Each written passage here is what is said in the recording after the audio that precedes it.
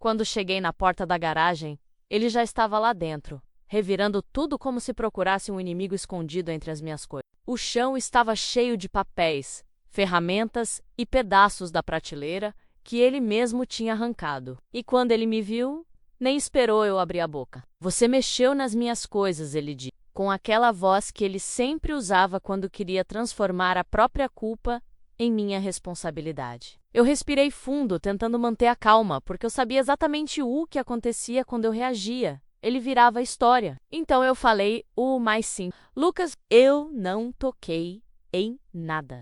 As caixas estão onde você deixou." E é aí que fica difícil de explicar para quem nunca viveu isso. Porque ele não ouviu minhas palavras. Ele ouviu outra coisa. Ou melhor, ele ouviu o que precisava para justificar o que já tinha decidido fazer. Ele começou a chutar as caixas, uma por uma, cada vez mais forte, como se estivesse descarregando algo muito maior do que qualquer briga nossa. "Você faz isso de propósito!" Ele gritava, mas não era comigo. Não, realmente, era com alguma coisa que já estava corroendo ele por dentro. E enquanto ele destruía tudo, eu percebi que o rosto dele não era de raiva. Era de medo. Um medo que eu nunca tinha visto nele. Um medo que me fez sentir um aperto no peito. Não por ele, mas pelo que aquilo significava. Lucas só ficava assim quando estava escondendo algo grande. Algo que estava prestes a explodir. Quando finalmente terminou, ele passou por mim sem olhar, como se eu fosse invisível. Ele saiu da casa com tanta pressa que parecia fugir de alguma coisa. Da culpa, talvez, da própria consciência. Ou do fato de que, dessa vez, ele tinha passado de um limite que nem ele conseguia negar. E eu fiquei ali, no meio do caos que ele deixou, tentando entender o que diabos tinha acontecido. E foi exatamente nesse momento, menos com minha casa destruída, minhas pernas tremendo e minha mente girando, que o celular tocou. Era a mãe dele. A mãe dele que nunca me ligava, nunca interferia, nunca se metia em nada que envolvia eu e o filho dela. Quando atende, ouvi a voz dela tremendo de um jeito que me deu calafrios. "Filha, por favor, você pode vir aqui agora. É urgente. É sobre o Lucas." E naquele instante, com os pedaços do meu mundo no chão, eu entendi que o que aconteceu ali não era sobre caixas, nem sobre raiva, nem sobre mim. Era sobre alguma verdade que estava vindo, e que ele tentou desesperadamente esconder, quebrando tudo ao meu redor. Quando a mãe dele desligou o telefone naquela noite, eu fiquei alguns minutos parado olhando para o nada. A casa estava destruída, mas a minha cabeça estava ainda mais. E enquanto eu juntava alguns objetos do chão para tentar abrir caminho até a porta, uma pergunta não saía da minha mente. Como eu cheguei até aqui? Porque a verdade, menos aquela que eu tentei esconder até de mim mesma, menos é que o Lucas nunca foi realmente o homem que eu dizia para os outros que ele era. E olhando para trás, os sinais estavam todos ali, espalhados pelos anos como pequenos alertas que eu decidi ignorar.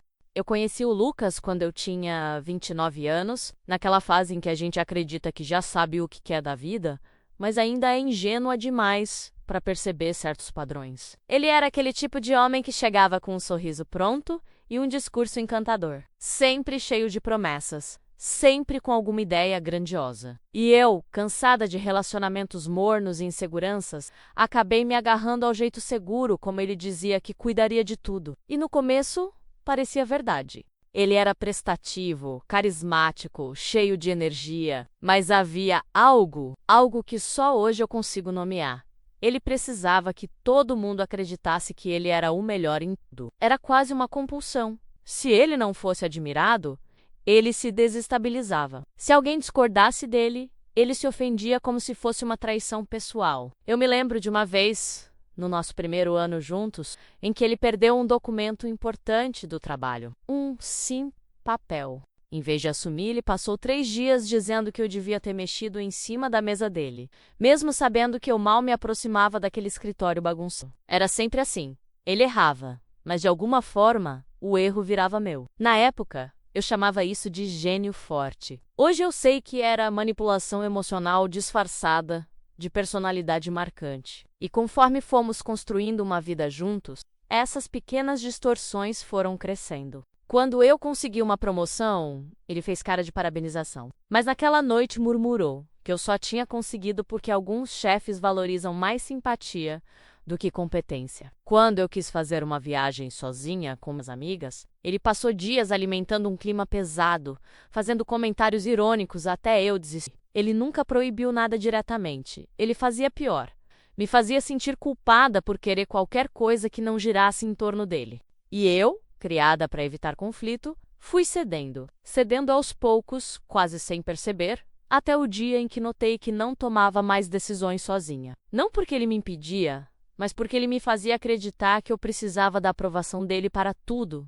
A pior parte, mesmo depois do divórcio, ele continuava com esse vínculo invisível. Não era amor, era hábito. Era desgaste emocional acumulado, aquele tipo de desgaste que quase te convence de que é mais fácil ceder do que enfrentar a tempestade. E Lucas sempre foi a tempestade. Mas naquela noite, quando ele quebrou tudo e saiu com aquele olhar que misturava pânico e raiva, eu entendi que ele tinha ido muito além do velho padrão. Não era só manipulação. Não era apenas uma tentativa de controle emocional. Ele estava escondendo algo gigantesco. Algo que ameaçava desmoronar por completo. E agora a mãe dele, menos a única pessoa que sempre passou pano para ele, estava me ligando pedindo ajuda. Eu peguei minha bolsa, respirei fundo e fechei a porta da minha casa destruída, sem saber que eu fez a asshole. Eu estava fechando também a última parte da história que eu achava que conhecia sobre o Lucas. Mal sabia eu que a verdadeira narrativa dele estava prestes a se revelar. E que eu fazia parte dela de um jeito que nunca aceitei participar. No caminho para a casa da mãe dele, enquanto dirigia com as mãos suadas e a mente cheia de perguntas. Algo estranho aconteceu. Pela primeira vez em muito tempo, eu me permiti revisitar a nossa história sem tentar suavizar o Lucas, sem inventar justificativas para comportamentos que, se eu fosse honesta, já eram bandeiras vermelhas desde o início, porque a verdade é que a nossa relação não desabou da noite para o dia. Ela foi se desfazendo devagar, como um fio puxado sem força, até que de repente você olha e percebe que tudo já está solto há muito tempo. Quando casamos, tudo parecia perfeito, pelo menos no papel. Ele dizia para todo mundo que eu era a mulher da vida dele, que tinha encontrado um porto seguro que o Ágora assim. A vida dele ia entrar nos eixos. E por um tempo, eu quis acreditar. Eu queria tanto uma vida tranquila, queria tanto uma parceria, que ignorei o que estava bem diante dos meus olhos. Ele tinha um jeito de transformar pequenos problemas em grandes dramas, mas apenas quando queria me impressionar ou gerar culpa. Se eu estava doente, ele aparecia com remédios e exagerava para todos sobre como eu estava à beira de um colapso. Se eu falava sobre algo que me incomodava, ele fazia parecer que eu estava sendo ingrata. Era como se eu tivesse a obrigação de agradecer por cada migalha de atenção. Aos poucos fui entendendo que o amor dele não era amor. Era dependência emocional mascarada. Ele precisava que eu o validasse, que eu o colocasse como centro, que eu apertasse o botão de eu te admiro o tempo inteiro. E quando isso não acontecia, ele entrava naquele modo frio, silencioso, punitivo. Ele não gritava, não batia portas. Ele simplesmente se fechava, como se eu fosse insignificante. E aquilo me corroía.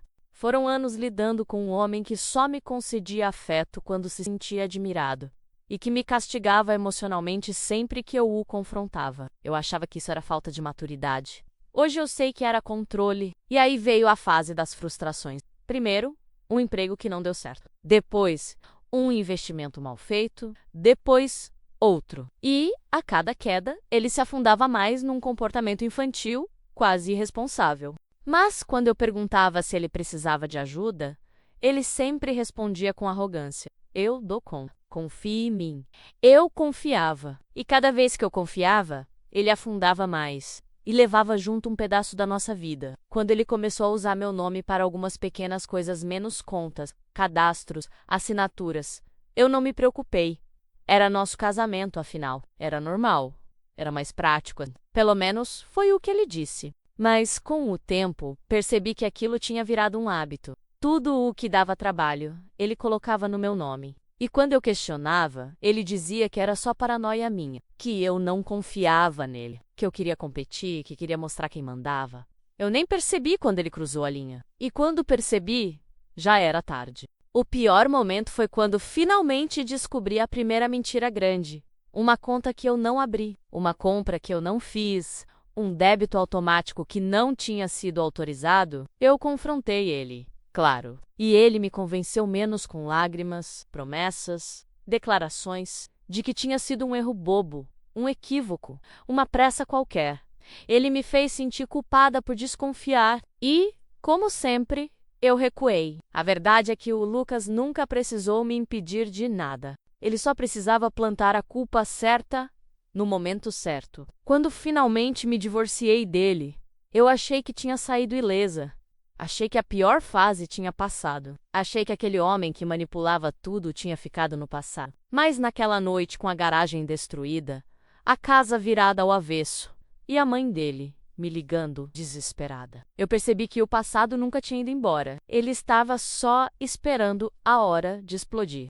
E agora eu estava indo direto para o olho do furacão, sem fazer ideia de que, entre todas as mentiras dele, existia uma que ainda ia virar minha vida de cabeça para baixo. Quando cheguei à casa da mãe dele, o portão estava entreaberto, o que já era estranho. Ela sempre foi metódica, cuidadosa, daquelas que conferem 3 vezes se a tranca está fechada. Aquilo me deu um arrepio, mas entrei mesmo assim. E enquanto caminhava até a porta, tudo o que aconteceu nos últimos anos começou a passar pela minha cabeça como um filme perturbador, só que sem trilha sonora, sem pausa, sem tempo para respirar. Porque a verdade é que a nossa história não se destruiu no divórcio. O divórcio só revelou o que já estava ruindo. Eu bati na porta da sala e, quando ela abriu, percebi que algo muito pior estava acontecendo. O rosto dela estava inchado, os olhos vermelhos, como se tivesse chorado por horas. E isso, vindo dela, era quase inacreditável. Aquela mulher sempre protegeu o filho, sempre cobriu os erros dele, sempre foi a primeira a dizer que ele só precisava de uma chance, que era um bom homem, que tinha um coração sensível,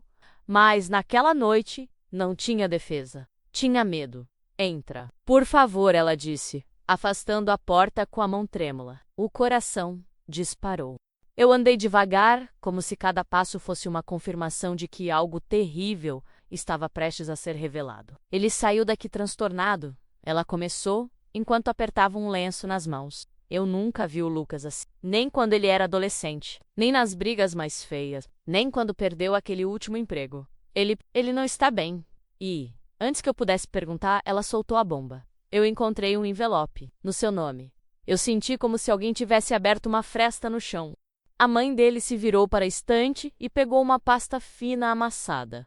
Era o que tinha chegado no correio dela. E, quando colocou na minha mão, eu já sabia menos antes mesmo de abrir, que aquilo tinha o nome dele escrito por trás. Ele me disse que você tinha autorizado. Ela sussurrou, como se tivesse vergonha de repetir aquilo. Eu abri o envelope com as mãos tremendo. E lá estava, um contrato, um empréstimo autoassinado digitalmente. No meu nome, com um número de telefone que não era meu. E com o endereço dela, menos o endereço antigo. A mão da mãe dele tocou meu braço. Eu achei que você deveria saber antes que ele te machuque de um jeito que não tem volta. E eu fiquei muda. Não conseguia nem piscar. Era como se o ar tivesse evaporado. E aí tudo fez sentido. A explosão na minha garagem, a violência silenciosa, o desespero no rosto dele, a raiva deslocada, os gritos dizendo que eu não tinha o direito. Ele sabia que a farsa tinha caído. Sabia que a mãe dele tinha descoberto. Sabia que, a qualquer momento, eu poderia descobrir também. Ele usou seu nome para cobrir outra dívida. Ela continuou, quase num sussurro culpado. E, bem, essa não é a primeira vez. Eu levantei a cabeça devagar. Oh, quá! Ela respirou fundo, e aí eu vi a verdade estampada. Não era uma surpresa para ela. Era um medo antigo, guardado, varrido para debaixo do tapete por anos. Ele já fez isso antes, com uma namorada. Antes de voltar. Mas eu achei que ele tinha mudado. Naquele instante, uma sensação horrível se formou no meu peito. Um misto de raiva, incredulidade e uma tristeza tão profunda que quase me derrubou. Eu tinha construído anos da minha vida ao lado de um homem que repetia o mesmo padrão destrutivo com todas as mulheres que confiavam nele. E antes que eu pudesse respirar de novo, ouvi um barulho no corredor. Um passo arrastado, uma respiração pesada. Ele estava ali, no canto da casa, A window tudo? Vocês duas estão falando de mim? A voz dele veio baixa, arranhada, quase infantil menos, mas havia algo por trás, algo sombrio, instável, perigoso. Eu virei o rosto e encontrei o olhar dele. Não era raiva, não era culpa, era outra coisa. Um tipo de desespero que eu nunca tinha visto. Um desespero que faria tudo pior. E naquele momento, eu soube o limite que eu achava que existia. Entre nós não existia mais. Ele já tinha passado muito além dele. E eu ainda não fazia ideia do quanto. Eu fiquei paralisada quando ouvi a voz dele atrás de mim. Não era alta, não era agressiva menos. E justamente por isso me deu mais medo. O Lucas sempre foi mais perigoso quando falava baixo. Era como se ele estivesse segurando alguma coisa por dentro, prestes a explodir. A mãe dele deu um passo para trás, como se instintivamente procurasse uma parede para se apoiar. E eu fiquei ali no meio da sala, com um envelope na mão, sentindo o peso daquela mentira finalmente pousar sobre mim. Vocês duas estão me julgando sem saber de nada, ele disse, se aproximando devagar. Eu respirei fundo, tentando manter a voz firme. Lucas, você colocou uma dívida no meu nome, uma dívida alta, sem falar comigo, sem me pedir autorização. Ele abriu os braços, como se estivesse se justificando num teatro. Eu ia te contar, mas você nunca entende nada, você sempre faz drama. Eu só precisava de tempo. Tempo? Eu repeti, quase rindo de nervoso. Lucas, isso é crime. Foi aí que ele mudou de novo. A expressão dele ficou opaca, como se uma cortina tivesse caído sobre os olhos. Ele não piscava, não respirava direito ou somincava. E foi nesse exato momento que alguém atendeu a campainha. Os três viramos o rosto ao mesmo tempo. A mãe dele piscou, surpresa. Quem? Quem deve ser a essa hora? Antes que ela pudesse se mover, eu ouvi passos aproximando pela varanda. Uma voz masculina disse: Dona Nádia, sou eu, Pedro. E quando ele entrou na sala, eu senti um alívio que quase me fez desmoronar. O Pedro era meu colega de trabalho, e nos últimos meses tinha se tornado mais do que isso. Não namorado, não amante, não nada complicado, mas alguém que eu respeitava, alguém que percebia quando eu estava mal mesmo sem eu abrir a boca, alguém que não invadia, não pressionava, não cobrava.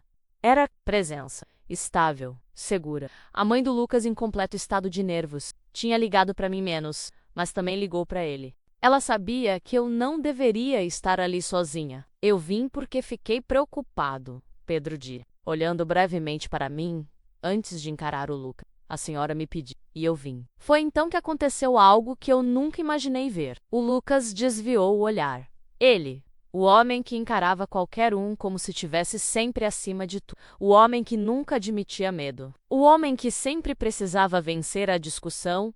Ele recuou um passo. Só um, mas eu vi. Pedro posicionou o corpo de forma sutil, quase imperceptível, mas suficiente para me deixar parcialmente atrás dele. E eu senti algo que não sentia há muito tempo. Proteção. Não como posse, não como controle, mas como alguém dizendo com o próprio corpo: eu estou aqui. Tá tudo bem, Lucas? Pedro perguntou, em um tom calmo, neutro. Mas Lucas ouviu ameaça. Ele sempre ouvia ameaça quando outro homem falava com ele. Isso é entre eu e ela, Lucas respondeu, apontando para mim sem me olhar. Você não tem nada a ver com isso. Eu tenho sim, Pedro disse, porque ela não está segura. Eu vi o rosto do Lucas se contrair, como se ele fosse avançar. Mas a mãe dele segurou o braço dele, desesperada. Lucas, por favor, não faz isso, não hoje. Não desse jeito. Aquela mulher, que durante anos tinha defendido cada erro dele, estava implorando para o próprio filho parar. Aquilo dizia mais do que qualquer palavra. Foi então que Pedro se virou para mim, mantendo a voz baixa. Você quer ir embora daqui? E pela primeira vez naquela noite, eu consegui respirar fundo e responder sem tremer. Quero. Só que, antes de sairmos, Lucas falou algo que congelou o ar da sala. Se você for embora agora, tudo piora para você. Eu juro que piora. Não era ameaça gritada. Era promessa sussurrada. E eu senti lá no fundo que ele não estava falando só da dívida. Pedro colocou a mão no meu ombro firme e respondeu por mim. Ela vai. E nós fomos. Mas eu já sabia. Quando atravessei aquela porta, que aquela ali tinha sido apenas a primeira batalha. A verdadeira guerra menos estava só começando. A gente saiu da casa da mãe dele quase em silêncio. Eu senti as pernas bambas, como se cada passo fosse feito em areia movediça. O Pedro me acompanhou até o carro e perguntou se eu queria ir para minha casa ou para algum outro lugar. Eu não conseguia responder de imediato. Minha cabeça estava girando, mas de um jeito diferente agora. Não era mais só medo. Era a sensação de que eu estava começando a enxergar um quebra-cabeça muito maior. Vamos para minha casa, eu disse. Era o único lugar onde eu sabia que conseguiria respirar. Quando chegamos, ele me ofereceu um copo d'água e se afastou, me deixando espaço. A presença dele era tão respeitosa que eu quase chorei. Não de tristeza, mas de alívio. Depois de anos sendo observada, julgada, pressionada, alguém finalmente me dava liberdade para existir. Você quer falar sobre o envelope? Ele perguntou, com cuidado. Eu balancei a cabeça e peguei a pasta que a mãe do Lucas tinha colocado na minha mão. Sentei no sofá destruído e abri tudo com calma, tentando entender cada detalhe. E foi ali que a verdade começou a aparecer, não de uma vez, mas como pequenas agulhas atravessando a pele. Os documentos mostravam um empréstimo alto no meu nome, uma assinatura digital que imitava a minha, um número de telefone que não era o meu, e datas estranhamente próximas àquele período em que ele dizia estar organizando a vida, mas o que mais me gelou o sangue foi ver o histórico Aquila de vida. Já tinha sido usada para pagar outra, e essa outra tinha sido usada para cobrir um rombo anterior. Era um efeito dominó. E eu era a última peça. Enquanto eu lia, comecei a notar algo que tinha passado despercebido. Havia 3 operações no meu nome, não apenas uma. A primeira eu nunca soube. A segunda eu achei que era erro do banco. A terceira era essa que agora estava nas minhas mãos. O Lucas não tinha me usado uma vez. Ele tinha me usado repetidamente, sobretudo quando ainda éramos casados. Me deu um nó na garganta. Não era só fraude. Não era só dinheiro. Era a constatação cruel de que, enquanto eu tentava salvar o casamento, ele já estava me envolvendo num buraco que eu nunca escolhi entrar. Pedro se aproximou devagar, se inclinando um pouco para olhar os papéis, mas sem tocar em nada. Tem mais coisa aqui, ele disse, apontando para um. Isso é documento de empresa. Meu estômago virou. Ele não só tinha colocado dívidas no meu nome, ele tinha usado meus dados para abrir um CNPJ. Uma empresa que eu jamais soube que existia menos, mas que pelos registros estava ativa. E foi aí que tudo fez sentido de uma maneira terrível. O desespero dele, o olhar apagado, a explosão na minha garagem, a ameaça na casa da mãe dele. Lucas não tinha medo de eu descobrir a dívida. Ele tinha medo de eu descobrir o resto. Ele está afundado, Pedro disse, com a voz baixa, e está tentando te levar junto. Eu fechei os olhos e senti uma onda quente subir pelo rosto. Não sei se era raiva, se era dor, se era só exaustão. Passei anos sendo o apoio, a amiga, a parceira compreensiva. Passei anos acreditando que ele era apenas perdido, inseguro, confuso. Mas ele não era perdido, ele era consciente. E pior, ele tinha planejado cada movimento. Eu respirei fundo e disse algo que eu mesma nunca tinha ouvido da minha boca. Eu vou acabar com ele. Pedro assentiu, sem heroísmo, sem frases prontas. Só com aquela calma firme que me fez acreditar que, pela primeira vez, eu tinha alguém do meu lado. Não alguém para lutar por mim, mas alguém que não me deixaria lutar sozinha. E eu sabia que, a partir daquele momento, tudo mudaria, porque agora eu tinha provas. E com provas, eu tinha poder. Só que o Lucas, ele ia perceber isso mais rápido do que eu imaginava. No dia seguinte, acordei com o celular apitando sem parar. Mensagens do Lucas, uma atrás da outra. Primeiro, ele fingia preocupação. Depois tentava inverter tudo. Dizia que eu tinha surtado, que eu não entendia a pressão dele, que aquilo tudo era só um mal-entendido. Era o script perfeito que ele sempre usava quando precisava transformar o erro dele em exagero. Só que, dessa vez, eu não estava de mãos abanando. Passei a manhã inteira revisando os documentos da tal empresa aberta no... E foi aí que encontrei o golpe final. Ele tinha colocado minha assinatura numa procuração, dando a ele poderes completos. Uma assinatura que, obviamente, não era minha menos, mas idêntica o bastante para enganar qualquer pessoa desatenta. Aquilo mudava tudo. Não era só dívida, era falsidade ideológica. era crime quando mandei a foto da procuração para a mãe dele. Ela me respondeu com apenas uma frase: eu não posso mais proteger o Lucas. E naquele instante eu entendi. A história que ele sempre controlou estava finalmente escapando das mãos dele. Eu passei os dias seguintes em modo automático, como se cada movimento meu precisasse ser calculado. Pela primeira vez em anos, eu não estava reagindo ao caos dele. Eu estava agindo por conta própria, em silêncio, sem avisar ninguém, sem antecipar meus passos. Era estranho e libertador. Levei todos os documentos a uma advogada indicada por uma amiga da empresa. Quando ela viu a procuração falsificada, apenas levantou as sobrancelhas e disse: isso aqui é forte. Muito forte. Ele não vai ter como explicar. Saí do escritório com uma pasta organizada, contratos, prints, datas, assinaturas suspeitas, comprovantes da empresa fantasma. Cada item, uma parte da verdade que ele tentou esconder. À noite, enquanto revisava tudo na mesa da minha cozinha destruída, senti algo mudar dentro de mim. Não era coragem menos, era convicção. Eu não ia mais deixar o Lucas me arrastar para o buraco dele. E eu sabia que quando ele percebesse que eu tinha tudo, ele viria atrás de mim. Só que, dessa vez, eu estaria pronta. Eu já esperava que ele aparecesse, mas não imaginava que seria tão rápido. No fim da tarde, enquanto organizava os últimos documentos para entregar formalmente à advogada, ouvi batidas fortes na porta. Não era toque de visita. Era toque de cobrança. Abre! Eu sei que você está aí, ele gritou. Abri? Não por ele, mas porque eu queria que aquilo terminasse. O Lucas entrou como um furacão, os olhos arregalados, a respiração curta. Você tá falando com quem? Com o advogado? Tá tentando me ferrar? Você não pode fazer isso com... Eu coloquei a pasta na mesa, sem medo. Eu não tô tentando nada. Você já fez isso sozinho. Ele avançou um passo, mas parou quando viu a folha no topo da pasta. A procuração falsificada. A cor sumiu do rosto dele. Isso não é o que você pensa, ele murmurou, a voz falhando. Então explica, respondi, cruzando os braços. Ele abriu a boca várias vezes, buscando alguma história, algum roteiro que salvasse a própria narrativa, mas não havia rota de fuga. A mentira dele tinha chegado ao limite. Quando eu disse que a advogada já tinha visto, ele cambaleou como se tivesse levado um soco. Era ali, diante de mim, que a máscara dele finalmente caía. Eu tava com medo, ele disse, quase chorando. Eu sabia que você ia me abandonar. Lucas, respondi, firme. Você não perdeu a mim. Você se perdeu, disse. E pela primeira vez, ele ficou sem palavras. Depois daquele dia, tudo aconteceu rápido. A advogada entrou com a representação formal. E a mãe dele, pela primeira vez, menos confirmou cada detalhe. Eu pensava que me sentiria destruída. Mas aconteceu o contrário.